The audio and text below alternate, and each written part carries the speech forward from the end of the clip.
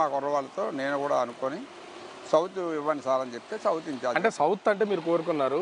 మీరు అంటే పరవాడ ఎమ్మెల్యేగా పనిచేసిన ఆ టైంలోనే దాదాపుగా ఫార్మా ఇండస్ట్రీ మొత్తం ఫార్మా అంతా కూడా మీరు ఉన్న టైంలోనే ఇక్కడ డెవలప్ అయిందని చెప్తారు కదా. మరి ఎందుకు అది ప్రజలకి రిజిస్టర్ కాలేదు? ప్రజలు ఎందుకు దాన్ని యాక్సెప్ట్ చేసి మిమ్మల్ని అక్కడ కావాలని కోరుకోకుండా? ప్రాబ్లం ఏంటంటే అప్పుడు ప్రజలు నాకు బండారికి తేడా చూసుకుంటే ప్రజలు ఎప్పుడూ కూడా నిన్నే ఎక్కువ ఆదరించారు. మీకు 2014లో ఏమైందంటే జనసేన ఏదైతే కలిసిందో జనసేన ఓట్ల వల్ల యువత అంతా కూడా తెలుగుదేశం పార్టీకి వేసారు. అక్కడ బండారాని కాదు, అక్కడ దానివల్ల అప్పుడు నేను ఓడిపోయాను తప్పితే, లేకపోతే డెఫినెట్గా ఆ రోజు ఈ పవన్ కళ్యాణ్ పార్టీ కానీ సపోర్ట్ చేయకపోతే నేను గెలిచుండేవాడు 2014. అంటే ఇప్పుడు రానున్న ఎన్నికలకు సంబంధించి మీకంటూ ఇప్పుడు అటు పెందుర్తి కానీ పరవాడ మీ సొంత ఏరియాల్లో మీకంటూ ఒక సపరేట్ క్యాడర్ ఉంది. మరి ఇప్పుడు బండార్కి మీ క్యాడర్ సహకరించే అవకాశం ఉందా?